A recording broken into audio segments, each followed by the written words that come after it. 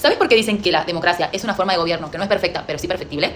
Quédate que te cuento. Existen distintas formas de gobierno. Tenemos monarquía, tenemos teocracia, tenemos república, tenemos dictadura, tenemos democracia, entre otras. Acá te cuento algunas características principales de las formas de gobierno más conocidas. Por un lado tenemos a la monarquía. La monarquía es una forma de gobierno en donde el poder político recae sobre la cabeza de una sola persona, que es el monarca. El monarca puede ser un rey, puede ser una reina, puede ser un sultán, puede ser un faraón, entre otras acepciones. Esta forma de gobierno es bastante conocida en la antigüedad, bastante utilizada, y en la actualidad la tenemos, pero un poco más diluida.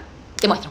Hay distintos tipos de monarquías. Hoy en la actualidad, como les conté, están más diluidas. No sé si lo ubican, seguro que sí. Es el rey Carlos III, es el rey de Inglaterra. Antes estaba la conocida reina Isabel. O sea, no importa si es hombre o mujer, sino que la descendencia es de familia, es hereditaria. Este es el hijo de la reina Isabel, quien asumió el trono. Es de Inglaterra, pero Inglaterra tiene una monarquía en donde el rey no ejerce ni el poder ejecutivo ni el poder legislativo. O sea, no toma decisiones de gobierno, ni tampoco elige las leyes ni dicta las leyes. Otro ejemplo de la actualidad en cuanto a las monarquías, que es el rey Felipe VI, es de España. Esta también es una monarquía en donde el rey no toma decisiones de gobierno. Pero tanto el rey Felipe VI como el rey Carlos III son los jefes de estados. Después tenemos otra forma de gobierno que es la república. La república es una forma de gobierno en donde la soberanía está en cabeza del pueblo, o sea, reside en el pueblo. El pueblo es quien elige a sus representantes a través del sufragio o del voto. En nuestra Constitución Nacional dice su artículo primero que la nación argentina adopta para su gobierno la forma representativa, republicana y federal. Tenemos otra forma de gobierno que es la teocracia, que era bastante común en la antigüedad, y es el poder político recae en la misma persona que ejerce el poder eclesiástico, el poder religioso de la religión más dominante de la región, de la nación, de su país. O sea, los administradores estatales van a ser las mismas personas que ejercen el poder religioso en su nación. Como digo, esto era bastante común en la antigüedad. Hoy nos toca hablar de nuestra favorita, la democracia. La democracia se define como el sistema de gobierno en el que el poder lo tiene el pueblo y lo ejerce a través de representantes, que son elegidos mediante el voto. Votando a nuestros representantes, estamos ejerciendo un derecho político y constitucional, que se denomina sufragio. Actualmente en Argentina, todas las personas mayores de 16 años tienen la posibilidad de votar, y todas las personas mayores de 18 años tienen la obligación de hacerlo. Lamentablemente, esto no fue siempre así. Hasta 1912, en Argentina, el voto era cantado a viva voz y solo lo podían ejercer los hombres mayores de 18 años que sean de clase alta. En busca de unas elecciones más limpias y de garantizar este derecho político, se sanciona la ley Sáenz-Peña en el año 1912, instaurando el sufragio universal, obligatorio y secreto. Hablamos de universal, pero en realidad todavía no tenían derecho a votar las mujeres. Tuvieron que pasar 35 años para que las mujeres consiguieran igualdad de derechos políticos. Esto quiere decir que no solo empezaban a votar, sino que también podían presentarse como candidatas. Ahora escucharemos un pequeño fragmento de cómo se comunicó a través de Radio Nacional la sanción de la ley 13.010 que permitía a todas las mujeres votar. Esto se consiguió gracias a la lucha inalcanzable de miles y miles de mujeres. También escucharemos un pequeño fragmento de lo que exclamó en ese momento Eva Duarte Perón, una de las pioneras en conseguir la igualdad de derechos políticos entre mujeres y varones. El gobierno de la nación, la ley que consagra nuestros derechos cívicos, y la recibo ante vosotras con la certeza de que lo hago en nombre y representación de todas las mujeres argentinas, sintiendo jubilosamente que me tiemblan las manos al contacto del laurel que proclama la victoria. ¿Saben qué pasó entre 1976 y el año 1983 en Argentina? Les doy 5 segundos para que lo piensen y me respondan. Sí, también ganamos el Mundial, que se celebró en 1978 en Argentina. Pero mira esto. ¿Conoces a esta persona que estaba acá y que sale en muchas fotos de ese Mundial? Acá pueden ver otra dando la aprobación. Quédate que te cuento. En 1976 tuvimos en Argentina lo que se llamó la dictadura militar, que fue un gobierno de facto que derrocó a un gobierno constitucional y democrático. Esta persona es Jorge Rafael Videla, expresidente de la Nación Argentina durante el gobierno de facto, o sea, durante la dictadura militar. Por eso, en el Mundial del 78 estuvo teñido por el gobierno de facto. ¿Pero qué es la dictadura? Bueno, la dictadura es una forma de gobierno en donde el poder político lo es ejercido una sola persona o un grupo muy reducido de personas, pero lo hacen utilizando el uso de la fuerza y de la violencia, vulnerando y violentando todos los derechos humanos, a su vez que no poseen límites constitucionales que la democracia sí los respeta. Es a su vez la forma más conocida de interrumpir la democracia.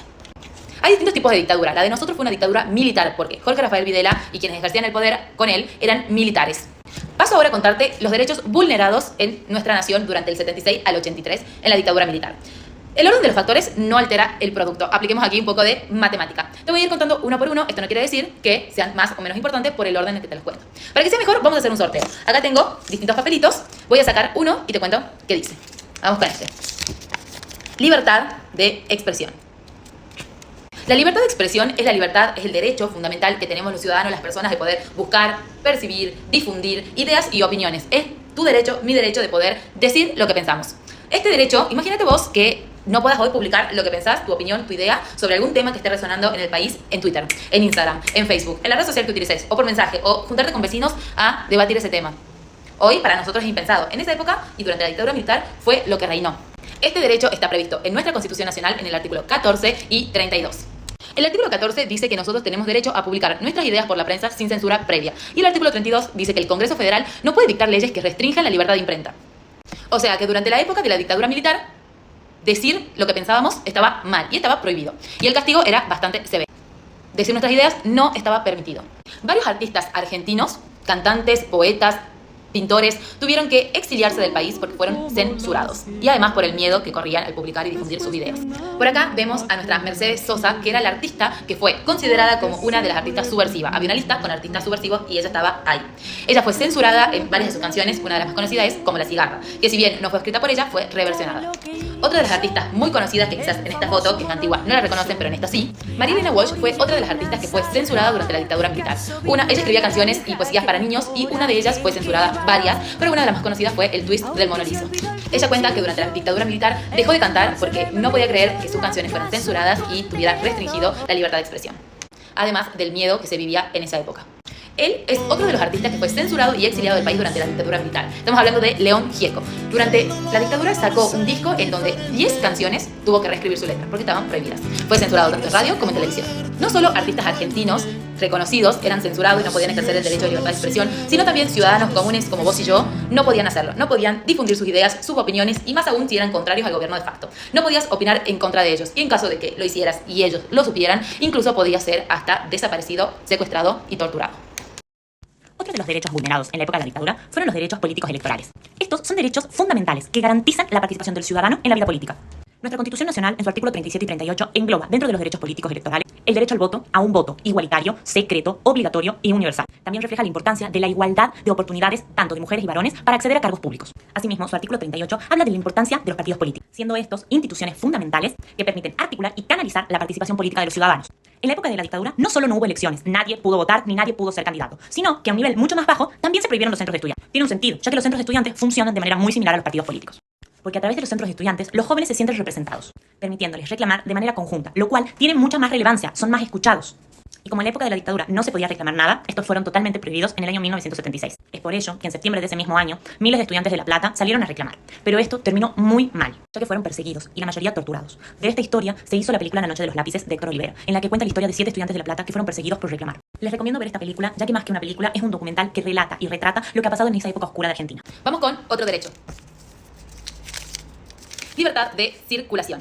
La libertad de circulación es el derecho de viajar y residir en cualquier país y en cualquier parte del país. Es el derecho de entrar y salir del país cuantas veces y cuando quieras. Con esto seguro te estarás imaginando y estarás pensando en qué país en la actualidad no deja que puedas salir y entrar con normalidad.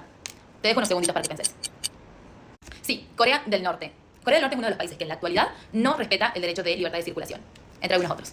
Este derecho fue vulnerado durante la dictadura militar, que incluso se estableció el toque de queda, que en nuestro país se prohibía circular libremente durante horas de la noche. Había cierto rango horario, que era durante la noche, donde no se permitía salir de sus casas. Sí, la gente no podía hacer reuniones, hacer fiestas, hacer actividades nocturnas. Como todo, en la dictadura militar, si vos incumplías con esta norma, con el toque de queda, y estabas circulando a la noche, los militares te secuestraban, te torturaban e incluso te desaparecían. En esta época, el derecho de defensa no existía, entonces todos los derechos que vienen abajo del derecho de defensa no estaban. Acá podemos ver un compilado de fotos de qué pasaba en caso de que vos violaras las normas que ellos imponían. Entraban a tu casa, te llevaban sin justificación alguna o sin darte el derecho de saber por qué te estaban llevando. Las calles de noche estaban vacías y ejercían el poder los militares, que obviamente no eran elegidos por el pueblo. Fueron miles de personas las desaparecidas durante la dictadura militar. Otro de los derechos vulnerados en la época de la dictadura fue el derecho a la identidad.